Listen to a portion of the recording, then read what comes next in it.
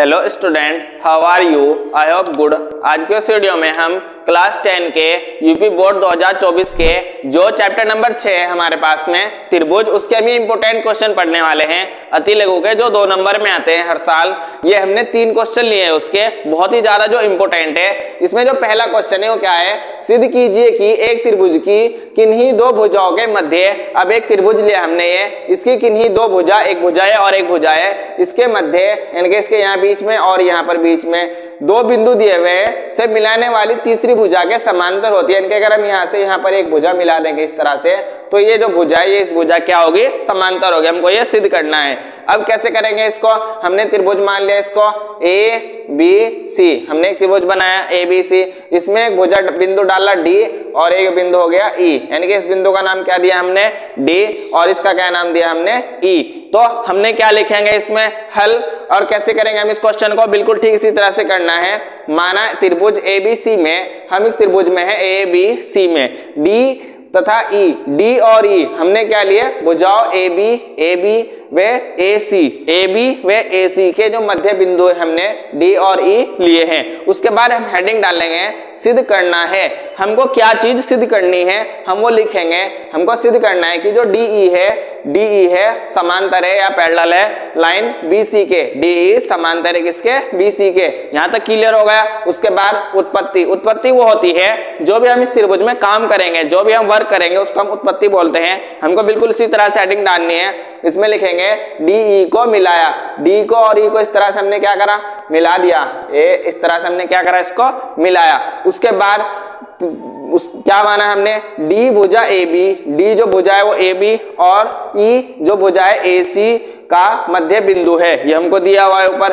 तो अब हमने क्या माना कि इस तरह से जो ए डी होगा वो डी बी के इक्वल होगा, ए डी जो होगा वो डी बी के इक्वल होगा। ठीक इसी तरह से ए सी जो होगा हमारा वो किसके इक्वल होगा, ए सी के इक्वल होगा, ई सी के इक्वल होगा। फिर जब यहाँ पर डी बी है तो हम डी बी से डी बी को इस तरह भी डिवाइड कर देंगे और इधर भी डिवाइड कर देंगे। इधर हमने इससे डिवाइड कर दिया, कैसे, हमने इससे कटा कितना आ गया 1। अब क्या होगा हमारे पास में, यह आ गया हमारे पास में इस तरह से ए डी बटे डी बी बराबर 1, और इसको मान लेंगे हम समीकरण नंबर फर्स्ट। उसके बाद अब हम इसमें करेंगे, इसमें हम किससे डिवाइड करेंगे, ई सी से, ई सी के इसको भी डिवाइड करेंगे और इसको भी। जब इसको डिवाइड करेंगे ये होगा ए ई अपॉन ई सी बराबर, और ये क्या होगा ई सी अपॉन ई सी, इस तरह से ये कट गया 1। फिर ये क्या निकल के आ गया हमारे पास में, ए ई अपॉन ई सी इक्वल 1, ये होगा समीकरण नंबर 2। इस तरह से हम 2 समीकरण बना लेंगे। फिर क्या लिखेंगे, समीकरण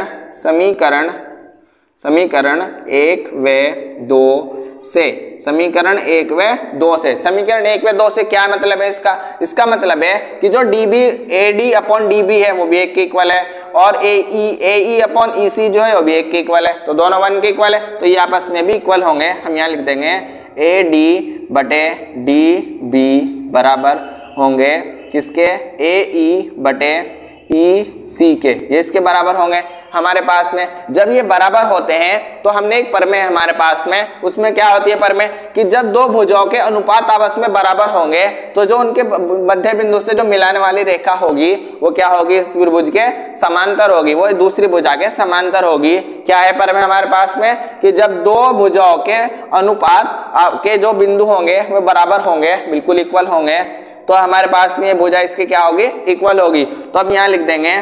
तो इससे क्या पता चला, हमने इससे पता लग गया कि जो डी बी है यहाँ पे इस तरह से लिख देंगे ऐसे, इसमें परमे से क्या हुआ कि जो डी ई भुजा है, डी ई भुजा किसके है, समांतर है, समांतर किसके है, बी सी भुजा के। या इसको इस तरह से भी लिख सकते हैं हम क्या कि जो डी ई है ये पैरेलल है किसके, बी सी के। और फिर इसको इस तरह से बिल्कुल बॉक्स में बंद कर देना है जब आप इसका आंसर हो गया कंप्लीटली, और यहाँ पर लिख देंगे हम प्रूव्ड। इनके हमने इसको क्या कर लिया, प्रूव कर लिया। अगर हम इस तरह से इस क्वेश्चन को करेंगे, ये क्वेश्चन हमारे 2 नंबर में आएगा आपके एग्जाम में। ये नंबर अधिक नंबर में भी आ सकता है, 4 नंबर के एग्जाम में भी आ सकता है, 4 नंबर का जो क्वेश्चन होगा उसमें भी आ सकता है, लेकिन कंपलसरी है 2 नंबर के क्वेश्चन में आना। जो 2 नंबर के क्वेश्चन होते हैं उनमें आएगा जरूर। जैसे इसका अगला क्वेश्चन देखते हैं, हम इसका अगले क्वेश्चन को अभी सॉल्व करेंगे। चलिए अब इसका क्वेश्चन नंबर 2 देखते हैं। क्वेश्चन नंबर 2 में हमारे पास में क्या दिया हुआ है, किसी त्रिभुज ABC की, हमारे पास में कोई त्रिभुज है ABC की भुजा BC पर एक बिंदु D इस प्रकार है कि हमारे पास में एक त्रिभुज दिया हुआ है। ये हमारे पास में एक त्रिभुज ले लिया हमने कुछ इस तरह से। इसमें क्या कह रहा है, BC जो हमारे पास में एक BC है, इस पर क्या हमारे पास में एक वो है, जैसे हमने थोड़ा बड़ा बना लेंगे त्रिभुज, थोड़ा इस टाइप का है ये त्रिभुज इस तरह से। ये बिंदु हमारे पास में एक क्या है, हमारे पास में एक बिंदु दिया हुआ है यहाँ पर या कहीं भी ये वाला इस तरह से। तो यानी कि जो ये एंगल होगा वो इस एंगल के इक्वल होगा। दिया है कि क्या दिया हुआ है हमारे पास में, अब जो ये त्रिभुज है ये क्या है, ABCD ये है। तो अब हम इसको कैसे करेंगे, हम लिख देंगे हल, और यहाँ पर लिखेंगे हम एक त्रिभुज या एक इस तरह से लिखेंगे हम, एक त्रिभुज ABC में, एक त्रिभुज ABC में भुजा BC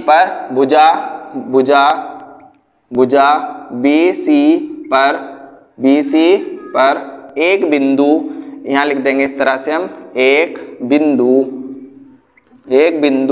D इस प्रकार है। बिंदु D क्या लिखेंगे हम यहाँ से, इस प्रकार है किस प्रकार है कि कोण BAC, यानी कि BAC बराबर है हमारे पास में किसके, ADC के। BAC जो है BAC ये कोण है, ये बराबर है हमारे पास में ADC के। ये इस प्रकार हमारे पास में बराबर है। अब हमको क्या सिद्ध करना है, इसमें हम यहाँ पर हेडिंग डालेंगे, सिद्ध करना है इस तरह से हम हेडिंग डालेंगे। क्या हेडिंग डालेंगे हम, सिद्ध करना है या दर्शाना है, यहाँ लिख देंगे हम सिद्ध करना है। अब क्या सिद्ध करना है हमको, ये क्या लिखेंगे हम इसको लिखेंगे CA का स्क्वायर इक्वल है किसके, CB.CD के। हमको यह सिद्ध करना है। उसके बाद हम इसमें क्या काम करेंगे, अब उत्पत्ति लिखेंगे हम यहाँ पर हेडिंग उत्पत्ति वैसे इसमें लिखने की चाहिए जरूरत भी नहीं, क्योंकि हम इसमें कुछ अपनी तरफ से तो काम कर नहीं रहे हैं, तो हम फिर भी हम यहाँ लिख देंगे उत्पत्ति इस तरह से हेडिंग डाल लेंगे उत्पत्ति। उसके बाद हम क्या लिखेंगे, अब हम 2 त्रिभुज में जाएंगे। कौन कौन से त्रिभुज में जाएंगे, हमारे पास में अब 2 त्रिभुज हैं। एक हम यहाँ पर देख लेते हैं, एक हमारे पास में है एंगल ADC और एक है BAC। हम 2 त्रिभुज में जाएंगे तो हम यहाँ लिखेंगे त्रिभुज ADC व त्रिभुज हमारे पास में कौन सा है, BAC। ये 2 त्रिभुज है। अब हम इन 2 त्रिभुजों को आपस में क्या दिखाएंगे, समांतर दिखाएंगे। त्रिभुज आपस में सर्वसमान या समांतर है। किस प्रकार समांतर है हम ये दिखाएंगे कैसे। अब हम जब इस त्रिभुज में गए तो हम यहाँ पर लिखेंगे एंगल ADC बराबर है एंगल BAC के। ये ब्रैकेट में कारण लिख देंगे दिया है, ये दिया है हमारे पास में दिया है। फिर हम देख रहे हैं कि जो एक कोण है हमारे पास में C, ये दोनों में आ रहा है। किस तरह से आ रहा है, BAC में भी और ADC में भी आ रहा है। तो हम यहाँ लिख देंगे कोण C बराबर कोण C के। कोण C बराबर कोण C के हो गया। अब ये हो गया हमारे पास में बाई एंगल समरूपता से यानी कि जब एंगल समरूपता से। अब एंगल समरूपता से क्या होता है, जब 2 त्रिभुज आपस में, 2 त्रिभुजों के आपस में 2 कोण बराबर होंगे तो वे दोनों त्रिभुज आपस में क्या होंगे, समरूप होंगे। तो हम इसको लिख देंगे यहाँ पर इस तरह से लिख देंगे हम यहाँ पर त्रिभुज ADC बराबर है या समरूप है त्रिभुज BAC के। यानी कि जब 2 त्रिभुज आपस में समरूप होते हैं तो उनकी भुजाओं के अनुपात भी आपस में क्या होते हैं, इक्वल होते हैं। किस तरह से लेंगे हम इसको, अब हम यहाँ पर देख लेंगे यहाँ पर क्या दिया हुआ है हमको। जैसे AC यानी कि दोनों में CA आना चाहिए, तो हम इसको लिखेंगे CA यानी कि इसके पहले लास्ट भुजा और पहले वाला CA अपॉन, और यहाँ पर क्या लिखेंगे हम CA अपॉन CB या CB फिर बराबर। उसके बाद अब यहां पर जाएंगे फिर CD बटे CA इस तरह से कैसे लिखा हमने CA CB फिर CD ए, इस तरह से लिख दिया। फिर क्रॉस मल्टीप्लाई कर लिया हमने इसकी इसमें, ये हो जाएगा सी ए मल्टी सी ए बराबर ये हो जाएगा सी बी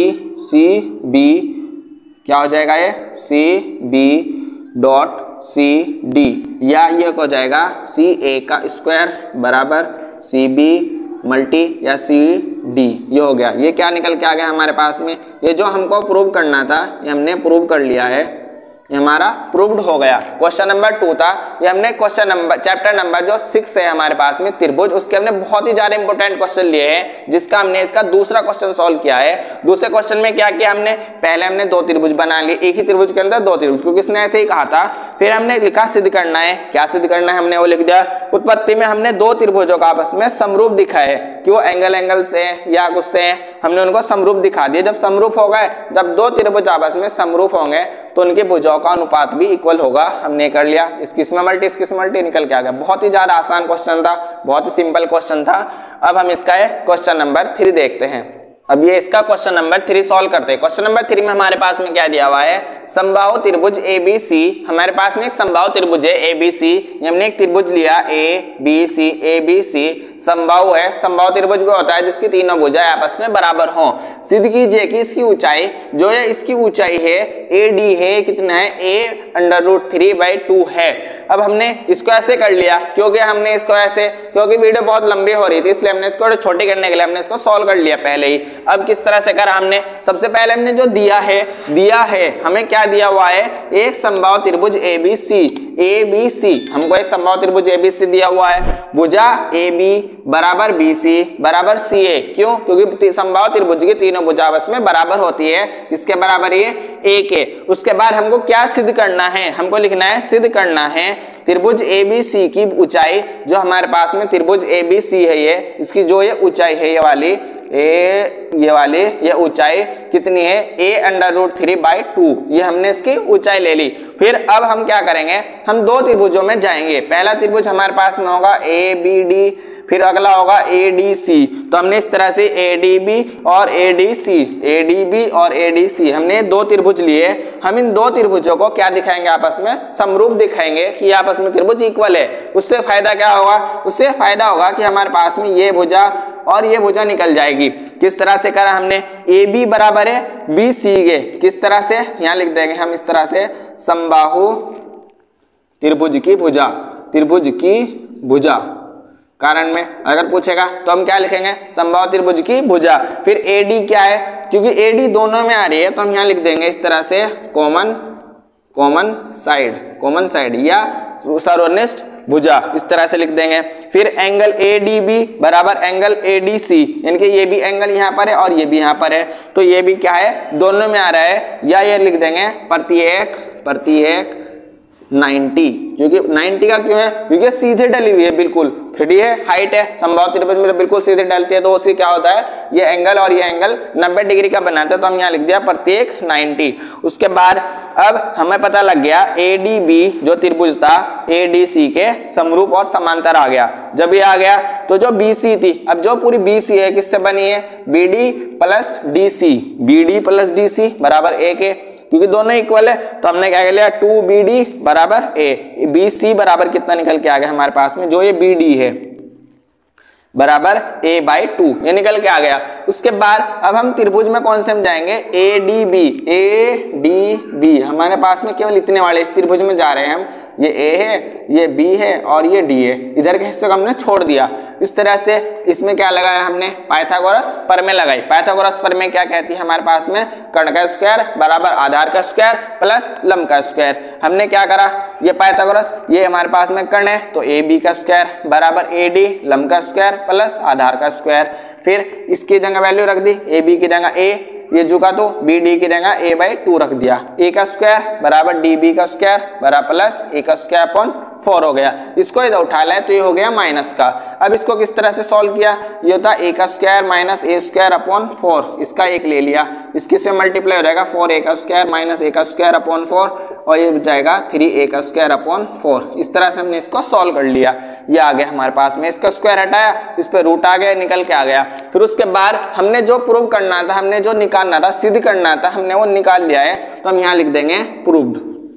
या हम यहाँ पर लिख देंगे त्रिभुज ABC की ऊंचाई, इस तरह से त्रिभुज ABC की ऊंचाई a√3/2 है, और फिर यहाँ पे लिख देंगे हम प्रूव्ड।